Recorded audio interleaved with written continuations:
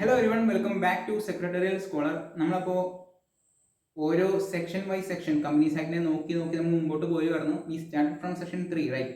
So section 3 നോക്കി, നമ്മൾ 3A നോക്കി, 4, 5, 6 ആൻഡ് 7 ടോട്ടൽ 6 സെക്ഷൻ നമ്മൾ കവർ ചെയ്ത് കഴിഞ്ഞു. സെക്ഷൻ 1 and 2 നമ്മൾ സ്കിപ്പ് ചെയ്തു. ടൈറ്റിൽ ആൻഡ് അതർ ഡെഫിനിഷൻസ് നമ്മൾ സ്കിപ്പ് ചെയ്തു. അത് ഓരോ സെക്ഷനിലും നമ്മൾക്ക് വരുന്ന പോർഷൻസിൽ ഇമ്പോർട്ടൻറ്റ് ഡെഫിനിഷൻസ് നമ്മൾ പഠിക്കാമെന്ന് പറഞ്ഞ് നമ്മൾ സ്കിപ്പ് ചെയ്തിരുന്നു. Now we have to move forward to section 8. മുമ്പോട്ട് പോകുന്നതിന് മുമ്പ് ഈ കാര്യം പറയാനുള്ളത്, നമ്മൾ പഠിക്കുന്ന ഒരു രീതി ചെറുതായിട്ട് ഒരു ഓണറി സ്റ്റൈലിനേക്കാളും ഡിഫറെൻ്റ് ആയിരിക്കും. നമ്മൾ ബെയർ ആക്റ്റിൽ നിന്ന് എടുത്താണ് പഠിക്കുന്നത്. സോ ടെക്സ്റ്റിൽ ഒരു പക്ഷേ നിങ്ങൾക്ക് സ്പൂൺ ഫീഡ് ചെയ്യാൻ പാകത്തിന് നിങ്ങൾക്ക് വെച്ച് തന്നിട്ടുണ്ടാവും. But what I expect from you is that നിങ്ങൾ ഈ ഒരു സ്റ്റേജിൽ ഒരു പ്രൊഫഷണൽ എക്സാമിന് പഠിക്കുമ്പോൾ ഇറ്റ് ഈസ് ഇമ്പോർട്ടൻറ്റ് ദാറ്റ് എല്ലാം ഒരു ഏരിയയിൽ നിന്ന് എടുത്ത് കൺസ്യൂം ചെയ്യാതെ, ഈവൻ ഇഫ് അത് പല ഏരിയയിലാണെങ്കിലും നിങ്ങൾക്ക് പ്രോപ്പർ ആ നിയമങ്ങൾ അറിയാമെങ്കിൽ എല്ലായിടത്തും നിങ്ങൾക്കൊന്ന് റീകളക്ട് ചെയ്ത് റിപ്രൊഡ്യൂസ് ചെയ്യാൻ പറ്റണം. അങ്ങനെയെങ്കിൽ മാത്രമാണ് നമുക്ക് ഈ എക്സാം പാസ്സാവാൻ പറ്റുള്ളൂ, നമുക്കിന്ന് ക്രാക്ക് ചെയ്യാൻ സാധിക്കുള്ളൂ. സോ എന്തൊക്കെ വന്നാലും നിങ്ങൾ ഈ ബെയർ ആക്ട്, അതായത് നിയമം അറിഞ്ഞിരിക്കേണ്ടത് വളരെ അത്യാവശ്യമാണ്. കാരണം നിയമം അറിഞ്ഞു വെച്ച് കഴിഞ്ഞാൽ നിങ്ങൾക്ക് ആ നിയമത്തിനുള്ളിൽ നിന്നുകൊണ്ട് തന്നെ നിങ്ങൾക്ക് ആൻസേഴ്സ് പ്രോപ്പറായിട്ട് ഫ്രെയിം ചെയ്യാൻ സാധിക്കും. ഒരിക്കലും തെറ്റായ ഒരു ആൻസറിലേക്ക് നിങ്ങളുടെ ആൻസേഴ്സ് പോകത്തില്ല. ഒട്ടുമിക്ക കൺസെപ്റ്റുകളും സ്റ്റുഡൻസിന് മാർക്ക് പോകുന്ന ഒരു ഏരിയ എന്ന് പറഞ്ഞാൽ അവർക്ക് അറിയാം എന്താണെന്നുള്ളത്. പക്ഷെ അവർ എഴുതി വരുമ്പോൾ എന്തെങ്കിലുമൊക്കെ ഒരു മിസ്റ്റേക്ക് ആ ആൻസറിനകത്ത് കയറി പറ്റും. ആ ഒരു മിസ്റ്റേക്ക് കാരണം ഒരുപക്ഷെ എൻ്റെ മാർക്ക് പോകാനുള്ള സ്കോപ്പും അവരുടെ ആൻസറിനകത്ത് തന്നെ ഉണ്ടാകും. സോ നമ്മളെപ്പോഴും ബെയർ ആക്ട് നോക്കി പഠിച്ച് പ്രോപ്പറായിട്ട് അതിൻ്റെ അർത്ഥം മനസ്സിലാക്കി വെച്ചിട്ട് വേണം എപ്പോഴും ഒരു ആൻസർ ഫ്രെയിം ചെയ്യാനായിട്ട്. സോ ദാറ്റ് നിങ്ങളുടെ ആൻസർ ഒരിക്കലും തെറ്റത്തില്ല. അതിനകത്ത് വാക്കുകൾ ഒരിക്കലും നമ്മൾക്ക് എന്ത് ചെയ്യാൻ പാടില്ല, അൺനെസസറി ആയിട്ട് നമുക്ക് മാറ്റി പുതിയ വാക്കുകളൊന്നും ഇൻക്ലൂഡ് ചെയ്യാൻ പാടില്ലാത്ത ചില സിറ്റുവേഷൻസ് കാര്യങ്ങളൊക്കെ ഉണ്ട്. അപ്പോൾ ഈ ഏരിയാസ് ഒക്കെ മനസ്സിലാക്കി വെക്കേണ്ടത് അനിവാര്യമാണ്. അതുകൊണ്ടാണ് നമ്മൾ ബെയർ ആക്ട് നോക്കി തന്നെ പഠിച്ചു പോകുന്നത്. Okay, anyway let's move on to section 8. So section 8 deals about a type of company. ഒരു കമ്പനിയുടെ ഒരു ഫോർമാറ്റിനെ പറ്റി തന്നെയാണ് സെക്ഷൻ 8 ഡീൽ ചെയ്യുന്നത്. ആൻഡ് നമ്മൾ അതിനെ സ്നേഹത്തോടെ വിളിക്കും സെക്ഷൻ 8 കമ്പനി എന്ന് പറയും. സെക്ഷൻ 8 കമ്പനി എന്ന് പറയുമ്പോൾ എപ്പോഴും നിങ്ങളുടെ മനസ്സിലേക്ക് വരണം ഒരു പോസിറ്റീവായിട്ടുള്ള ഒരു കാര്യമാണ് എന്നുള്ളത് എപ്പോഴും മനസ്സിലേക്ക് ഓടി വരിക. കാരണം മറ്റൊന്നുമില്ല, നമുക്ക് എന്തായാലും നോക്കാം, ബെയർ ആക്ട് നമ്മൾ ഡീറ്റെയിൽ ആയിട്ട് കാണും. പക്ഷേ സെക്ഷൻ 8 കമ്പനി എപ്പോഴും നിങ്ങളുടെ മനസ്സിലുണ്ടാവുക നല്ല കാര്യങ്ങൾ ചെയ്യാൻ വേണ്ടി നമ്മൾ ഇൻകോർപ്പറേറ്റ് ചെയ്യുന്ന ഒരു കമ്പനിയാണ് എന്ന് മനസ്സിൽ വെച്ചേക്കുക. എക്സാമ്പിൾസ് വേണമെങ്കിൽ ചാരിറ്റി കാര്യങ്ങളൊക്കെ നിങ്ങൾക്ക് ഓർത്ത് വെക്കാനായിട്ട് നല്ലതായിരിക്കും. ഒരു ഇൻട്രൊഡക്ഷൻ എന്നുള്ള നിലയ്ക്ക് പറഞ്ഞു എന്ന് മാത്രം. നമുക്ക് സെക്ഷൻ 8ലേക്ക് തന്നെ ഡൈവ് ചെയ്യാം. എന്താണ് ബെയർ ആക്ടിൽ പറഞ്ഞിരിക്കുന്നത് നോക്കാം. Formation of companies with charitable objects, etc. Where it is proved to the satisfaction of central government, registrar of companies, that a person or an association of persons proposed to be registered under this act as a limited company has in its objects the promotion of commerce, art of science, sports, education, research, social welfare, religion, charity, or protection of environment, and intends to apply its profits, if any, or other income in promoting its objects, and intends to prohibit the payment of dividend. അതായത് 3 conditions ആണ് mainly ഒരു സെക്ഷനിൽ കമ്പനിയായിട്ട് register ചെയ്യാൻ വേണ്ടി നമ്മൾ satisfy ചെയ്യേണ്ടത്. ഒന്ന്, ഇതിൻ്റെ മെയിൻ ഒബ്ജക്റ്റ് എന്ന് പറഞ്ഞാൽ ഈ പറഞ്ഞിരിക്കുന്നതിൽ ഏതെങ്കിലുമൊക്കെ ഒന്നായിരിക്കണം. ചാരിറ്റി മാത്രമല്ല, പക്ഷെ it can be for promotion of commerce, art of science, it can be for promotion of education, environment പ്രൊട്ടക്ഷന് വേണ്ടി എന്തെങ്കിലും ഒരു ഇനീഷ്യേറ്റീവ് എടുത്ത് തുടങ്ങുന്ന കമ്പനിയാവാം. കൂടാതെ ഈ കമ്പനിയിൽ നിന്ന് എന്തൊക്കെ പ്രോഫിറ്റ് ജനറേറ്റ് ആവുന്നുണ്ടോ അതൊക്കെയും ഈ പറയുന്ന ഒബ്ജക്ട്സിൻ്റെ പ്രൊമോഷന് വേണ്ടി തന്നെ ഉപയോഗിക്കണം. അത് കമ്പൾസറിയാണ് സെക്ഷൻ 8 കമ്പനീസിനെ സംബന്ധിച്ച്. കാരണം സെക്ഷൻ 8 കമ്പനീനെ ബാക്കിയുള്ള കമ്പനിയിൽ നിന്ന് വേറിട്ട് നിർത്തുന്നത് മെയിൻലി ഈ ഫാക്ടറാണ്. അതായത് ബാക്കിയുള്ള കമ്പനികളിൽ നമുക്ക് പ്രോഫിറ്റ് ഷെയർ ഹോൾഡേഴ്സിന് ഡിസ്ട്രിബ്യൂട്ട് ചെയ്യാം. സെക്ഷൻ 8 കമ്പനിയിൽ profit distribution in the form of dividend നടക്കുന്നില്ല. അതാണ് മെയിൻ തിങ്. സോ അതുകൊണ്ടാണ് ഇത് ഒരു നല്ലൊരു കമ്പനിയാണെന്ന് പറയുന്നതിന് കാരണം ഇതിനകത്ത് പ്രോഫിറ്റ് ഈവൻ ഇഫ് ജനറേറ്റ് ആവുകയാണെങ്കിൽ അത് അഗെയിൻ സൊസൈറ്റിയുടെ ബെനിഫിറ്റിന് വേണ്ടി തന്നെ നമ്മൾ റീഇൻവെസ്റ്റ് ചെയ്യപ്പെടുകയാണ് ഓട്ടോമാറ്റിക്കലി ചെയ്യുക. So that's all about section 8. ഇത്രയുമാണ് മെയിനായിട്ട് നിങ്ങൾക്ക് പഠിക്കേണ്ടത്. ഇത് കമ്പനീസ് ആക്ട് ആണ് നമ്മൾ പഠിക്കുന്നതെങ്കിലും ഞാൻ സിലബസ് നോക്കി നിങ്ങളുടെ കമ്പനീസ് ആക്ടിൽ ഡയറക്റ്റ് ഇത് കവർ ആവുന്നില്ല. But coming to setting up of business entities and closure നിങ്ങളുടെ ആ സബ്ജക്റ്റിനകത്ത് ഒരു നല്ലൊരു പോർഷൻ തന്നെ അബൌട്ട് സെക്ഷൻ 8 കമ്പനി ആൻഡ് ഇതിൻ്റെ കൺവേർഷൻ റിലേറ്റഡ് ടോപ്പിക്സിൽ നമ്മൾ കവർ ചെയ്യുന്നുണ്ട്. കൺവേർഷൻ അസോഫിനോ നമ്മൾ ഡീൽ ചെയ്യാനില്ല, നമ്മൾ സെപ്പറേറ്റ് ടോപ്പിക്കായിട്ട് അതെല്ലാം കവർ ചെയ്യുന്നതായിരിക്കും മുമ്പോട്ട് പോകുമ്പോൾ. Now let's move on to subsection 2 of section 8, that is the company registered under this section shall enjoy all the privileges and be subject to all obligation of limited companies. ഈ ഒരു കമ്പനിക്ക് പ്രത്യേകതയുണ്ട്.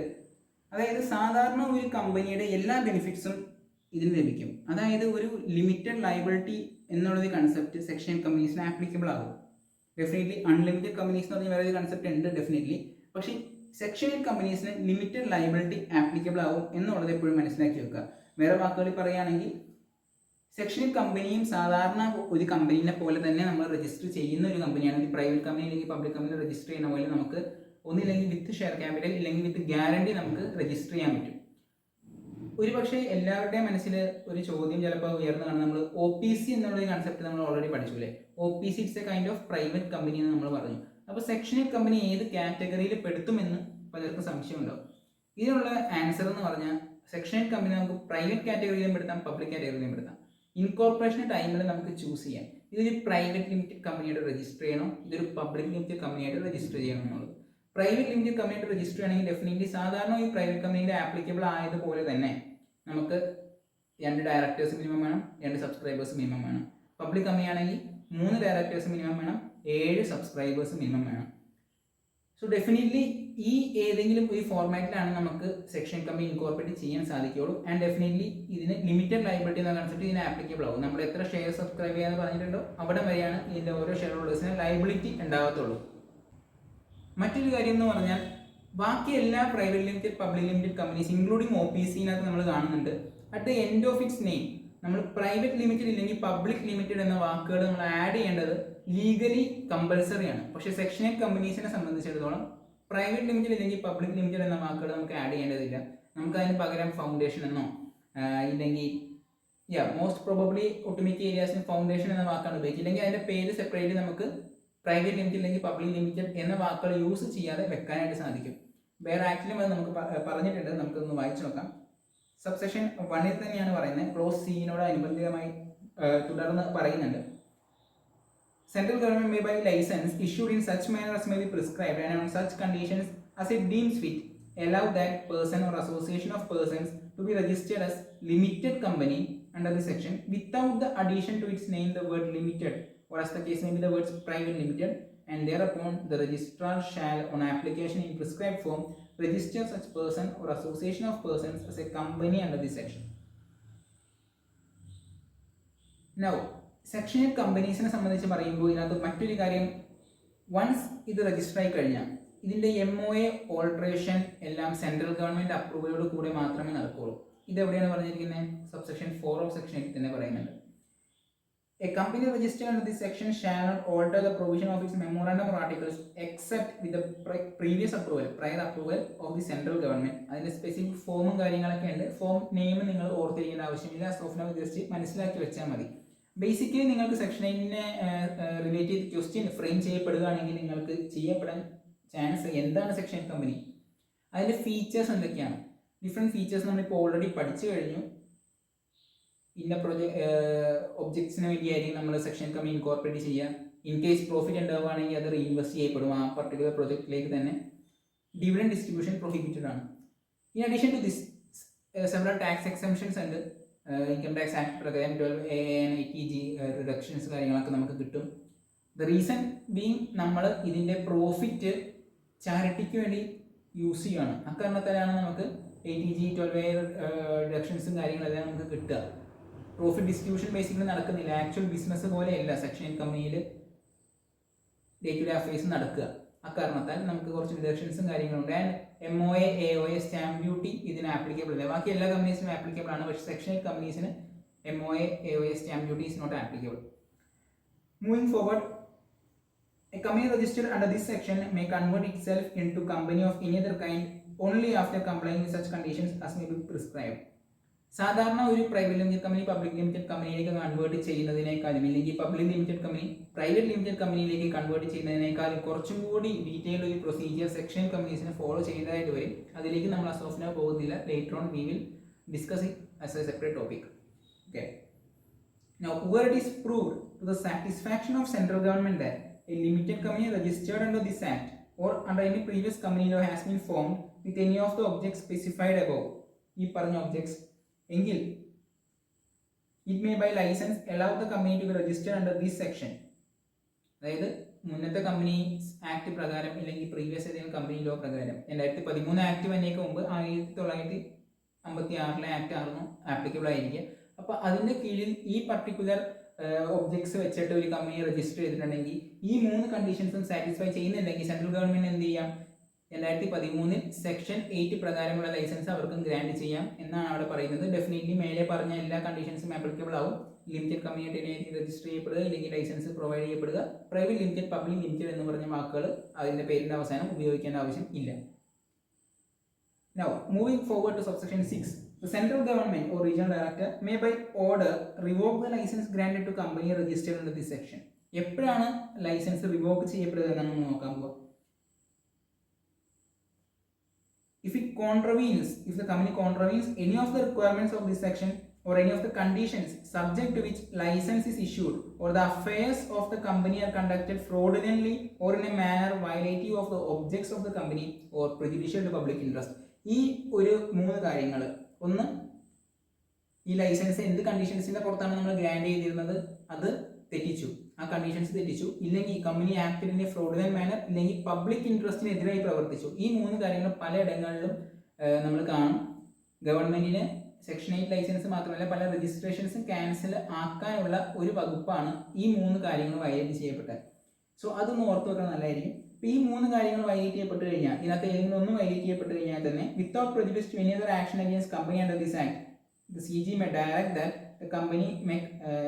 the CG may direct the company to convert its status and change its name to add the word limited or private limited and may grant registration accordingly. അതായത് and may order to register accordingly. അതായത് ആ section 8 എന്നുള്ള ഒരു status ഉണ്ടല്ലോ, അതങ്ങ് എടുത്ത് മാറ്റി സാധാരണ ഈ പ്രൈവറ്റ് ലിമിറ്റഡ് അല്ലെങ്കിൽ പബ്ലിക് ലിമിറ്റഡ് കമ്പനി ആക്കാനായിട്ട് ഗവൺമെന്റിന് പവർ ഉണ്ടെന്നാണ് പറഞ്ഞത്. മുമ്പോട്ട് പോകുമ്പോൾ നമ്മൾ കാണുന്നുണ്ട് ഗവൺമെന്റിന് വേണമെങ്കിൽ പബ്ലിക് ഇൻട്രസ്റ്റ് എന്ത് ചെയ്യാം, ഈ കമ്പനീനെ വേറൊരു കമ്പനിയായിട്ട് അമാൽഗമേറ്റ് ചെയ്യാം, ഈ കമ്പനീനെ വൈൻഡപ്പ് ചെയ്തിട്ട് ഇതിനകത്തുള്ള ബാക്കി വരുന്ന assets after selling of its property and all, അതൊന്നില്ലെങ്കിൽ സിമിലർ ഒരു കമ്പനി, അതായത് വേറൊരു സെക്ഷൻ കമ്പനിയിലേക്ക് വേണമെങ്കിൽ ഫണ്ട് ട്രാൻസ്ഫർ ചെയ്യാം at the end of the day, ഇല്ലെങ്കിൽ ഇതൊരു ഇൻസോൾവൻസി ആൻഡ് ബാങ്ക്രപ്സി കൊണ്ട് ഒരു ഫണ്ട് രൂപീകരിച്ചിട്ടുണ്ട് അതിലേക്ക് ട്രാൻസ്ഫർ ചെയ്യാം എന്നൊക്കെ നമ്മൾ കാണുന്നുണ്ട്. ഇനി അതും കൂടി ഒന്ന് വായിച്ചു നോക്കാം നമുക്ക്. കാരണം ഇതൊന്നും ഡീറ്റെയിൽ ആയിട്ട് നിങ്ങൾക്ക് അറിഞ്ഞിരിക്കേണ്ട ആവശ്യമില്ല. നമ്മുടെ സിലബസ് സംബന്ധിച്ച് നോക്കുമ്പോൾ നിങ്ങൾക്ക് മെയിൻലി ഞാൻ പറഞ്ഞ പോലെ സെക്ഷൻ 8 എന്താണെന്ന് മനസ്സിലാക്കുക, അതിൻ്റെ ഫീച്ചേഴ്സ് മനസ്സിലാക്കുക. ദെൻ ഒരു ഇമ്പോർട്ടൻറ്റ് ടോപ്പിക് എന്ന് പറഞ്ഞാൽ കൺവേർഷൻ്റെ ടോപ്പിക്കാണ്. സെക്ഷൻ 8 വേറെ ഏതെങ്കിലും കമ്പനിയിലേക്ക് കൺവേർട്ട് ചെയ്യാൻ പറ്റുമോ, അതിൻ്റെ പ്രൊസീജിയർ എന്താണ്, വൈസ് വേഴ്സ ചെയ്യാൻ പറ്റുമോ, അതിൻ്റെ പ്രൊസീജിയർ എന്താണ്, അതാണ് നിങ്ങൾ കൂടുതൽ നോക്കേണ്ടത്. ഇത് ജസ്റ്റ് ഒന്ന് നമുക്ക് വായിച്ചു നോക്കാം.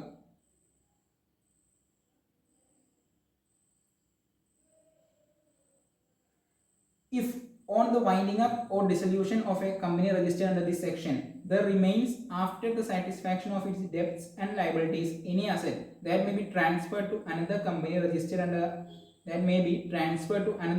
registered under this section and having similar objects subject to such conditions as the tribunal may impose, or may be sold and proceeds thereof credited to insolvency and bankruptcy fund formed under section 224 of IBC Act, IBC Insolvency and Bankruptcy Code 2016. ഇത്രയും കാര്യങ്ങൾ നിങ്ങൾ മനസ്സിലാക്കി വെക്കേണ്ടത്. Anyway that was all about section 8. Section 8 എന്ന് പറയുമ്പോൾ ആദ്യം നിങ്ങളുടെ മനസ്സിലേക്ക് വേണ്ടത് ഇതിൻ്റെ ഒബ്ജക്ട്സ് എന്ന് പറഞ്ഞാൽ എന്തായിരിക്കും, ഇത് കാണാപ്പാടം പഠിക്കാൻ ശ്രമിക്കുക. ഒബ്ജക്ട്സ് എന്തായിരിക്കും, promotion of commerce, arts science, sports, education, social welfare, charity, religion, അല്ലെങ്കിൽ പ്രൊട്ടക്ഷൻ ഓഫ് എൻവയോൺമെന്റ്. ദെയറാഫ്റ്റർ ഇതിൻ്റെ പ്രോഫിറ്റ്സ് ജനറേറ്റ് ആവുകയാണെങ്കിൽ എന്ത് ചെയ്യപ്പെടും, it will get reinvested to the promotion of its objects, and thereafter dividend distribution is strictly prohibited. ഈ 3 കാര്യങ്ങൾ മനസ്സിലാക്കി വെക്കുക എന്നുള്ളതാണ് മെയിൻ തിങ്. ആൻഡ് ഇതിൻ്റെ ഫീച്ചേഴ്സ് കുറച്ച് കാര്യങ്ങളുണ്ട്. MOA, AOA, stamp duty applicable ആവില്ല. ഡിഡക്ഷൻസ് ഉണ്ട് നമ്മുടെ ഇൻകം ടാക്സ് ആക്ടിന് കീഴിൽ, ടാക്സ് എക്സംഷൻസ് ഉണ്ട്, ഡിഡക്ഷൻസ് മറ്റേ എക്സംഷൻസ് ഉണ്ട് നമ്മുടെ ഇൻകം ടാക്സ് ആക്ടിന് കീഴിൽ. പോരാത്തതിന് ലിമിറ്റഡ് ലയബിലിറ്റി, എല്ലാ കമ്പനികളെയും പോലെ തന്നെ ഇവർക്കും ലിമിറ്റഡ് ലയബിലിറ്റി എന്ന കൺസെപ്റ്റ് ആപ്ലിക്കബിൾ ആണ്. ഇക്കാര്യങ്ങളൊക്കെ ഒന്ന് ഓർത്ത് വെക്കുക. And thereafter we will move forward to section 9 in our next class. Till then, see you. Bye.